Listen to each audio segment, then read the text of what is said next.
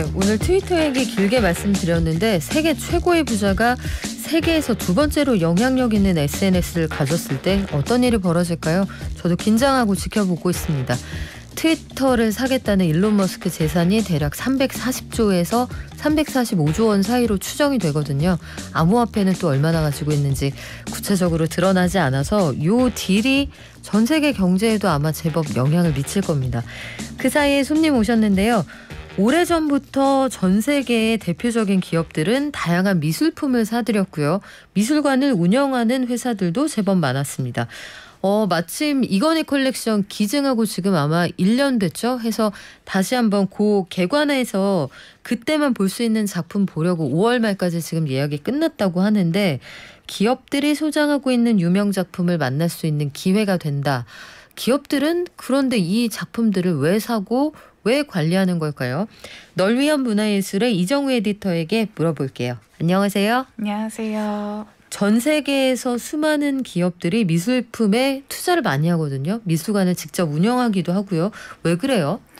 이 미술품을 사고 미술관을 운영하는 데는 다양한 이유들이 있겠지만요. 아무래도 가장 큰 것은 많이들 예상하셨을 수도 있는 돈 때문입니다. 이 미술품 같은 경우에는 감가상각에서 좀 자유로운 재산 중에 하나예요. 그리고 유명한 작품의 경우에는 시간이 지나면서 시세 차익이 점점 더 커지는 경우가 많은데 이 기업 단위로 작품을 구매하게 되면 일반 대중들은 좀 구매하거나 접근하기 힘든 비싼 작품을 좀 상대적으로 쉽게 매입할 수가 있겠죠. 그러면 비싼 만큼 또 투자 수익도 더 클 거고요. 일례로 피카소의 작품이 연간 수익률이 10%가 된다고 하는데 네, 평균 작품 가격이 100억 원대 이상입니다. 그래서 이런 점을 미루어 봤을 때 비싼 작품을 구매해서 큰 수익을 얻을 수 있다. 그리고 또 작품이 외부에 전시되거나 하면 임대 수익을 얻을 수도 있고 하는 점에서 좀 경제적인 이유도 있다라고 볼 수가 있습니다. 그러면 투자 수익이 있다. 감가상각이 되지 않는 안전한 자산이다. 근데 미술관까지 굳이 운영할 필요가 있나 이런 생각은 들어요. 이게 네. 사들일 수 있고 투자할 수 있는데 미술관을 운영하려고 하면 사실 대중들이 잘 모르는 온도와 습도까지 맞춰줘야 되는 아주 디테일한 터치가 필요하지 않습니까? 네. 이건 왜 하는 거예요? 네, 말씀해 주신 것처럼 미술관을 운영하는 게 정말 쉽지가 않을 것 같은데 기업이 미술관에 손을 대기 시작한 그 첫 흐름을 거슬러 올라가면 미국에서 사례를 찾을 수가 있습니다. 미국의 록펠러 가문이 처음 시작을 했는데요. 미국 뉴욕 가서 아마 한 번쯤 방문해 보셨을 현대미술관인 모마라는 곳이 있어요. 이곳도 록펠러에서 손을 댔었습니다. 그리고 이 록펠러가에서도 데이비드 록펠러라는 인물이 기업이 미술 참여를 하게 되는데 좀 적극적인 시도를 했다라고 평가를 받는데 그분이 이런 말을 했어요. 경제적 관점에서 볼 때 기업의 미술 시장 참여가 더 큰 명성과 더 큰 광고 효과와 그리고 소비자와 더 나은 관계를 구축하고 직원들의 도덕성을 증진시키는 등 많은 이득을 가져다 준다. 그래서 이런 점에서 맨 처음에 경제적 관점에서 볼 때라는 이야기를 했기 때문에 결국 미술관을 세우는 것도 좀 돈 때문이 아닐까라고 생각할 수도 있는데요. 사실 기업에서 미술관을 세우는 건 경제적 가치보다는 상징적 가치 때문이라고 볼 수가 있습니다. 이 미술관을 운영하는데 실제로 연간 수십억 원 정도의 관리비가 들어간다고 해요. 그리고 미술관을 통해서 수익을 얻기는 쉽지가 않습니다. 그런데 그럼에도 불구하고 기업들이 쫓는 상징적 가치가 뭘까 를 생각을 해보면 이 록펠러에서 모마 설립 당시에 경제적인 도움을 준 것뿐만 아니라 다양한 유명 미술 작품들을 가지고 오면서 블록버스터급 전시를 진행하고 좀 미술의 대중화를 선도했었어요. 그리고 이 과정에서 미술 시장도 같이 성장을 했고요. 그러면서 록펠러 가문이 이전에 석유 독점으로 석유값을 상승시켰다 같은 여러 가지 비난들을 받았었는데 이런 비난들로부터 조금은 자유로워질 수 있었다라고 합니다. 그리고 이런 사례들이 생기면서 기업의 사회적 책임 등이 대두되고 미술계에도 이런 영향이 본격적으로 끼쳐지고 하면서 미술과 기업 그리고 자본이 좀 뗄래야 뗄 수 없는 관계를 형성하게 됐어요. 그래요. 기업 가치를 올리는 여러 가지 방식이 있는데 돈을 많이 버는 것도 있지만 사회적 자본을 쌓는 일종의 좋은 기업, 멋진 기업으로서의 마일리지를 쌓는 그런 과정이기도 합니다. 그러고 보니까 그거랑 비슷하네요. 스포츠 구단 운영하는 거랑. 네. 스포츠 구단 운영에 뭐 잘 아시겠지만 돈이 여간 많이 드는 게 아니지만 그걸 통해서 역동성, 회사가 가지는 방향성 이런 걸 보여주잖아요.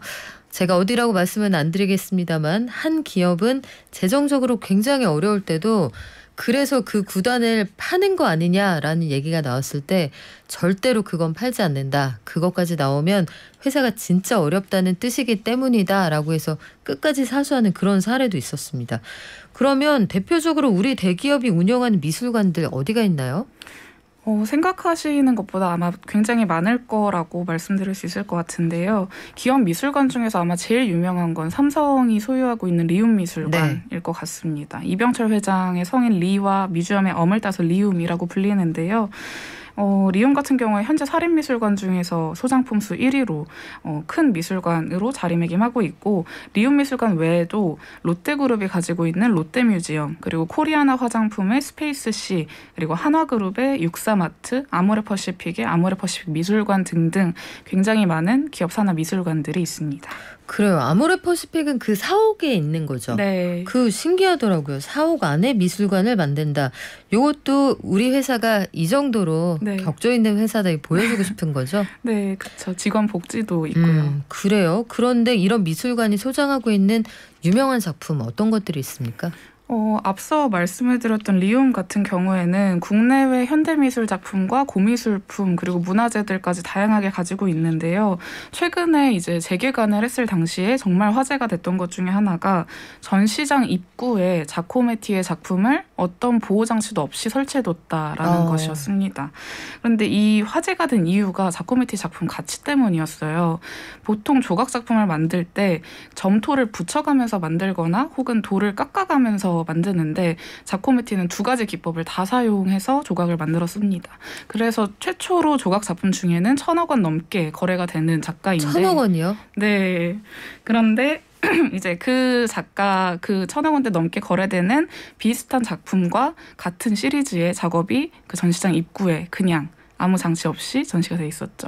그렇구나. 우리가 근데 사실 한국의 미술관들이 유독 좀 엄근진하다는 느낌은 있어요. 네. 뉴욕의 모마 가보시면 사진 찍고 굉장히 자유롭게 관람을 하잖아요. 네. 근데 우리는 한 1m 이내 근접하면 큰일 나는 것처럼 애비 지지 이렇게 네. 쫓아내잖아요. 뒤로. 뭐 그렇게까지 할 필요가 있나 싶기도 하고 사진도 못 찍게 하는 데도 많았고. 근데 확실히 해외에 우리가 유명하다 하는 그런 곳도 좀 다르기는 합니다. 이런 게 좀 달라지는 게 아닐까 싶은데 최근에도 한 기업 산하 미술관이 문을 열었다고요? 네, 호반건설 산하의 호반문화재단이 개관한 아트스페이스 호화라는 곳입니다.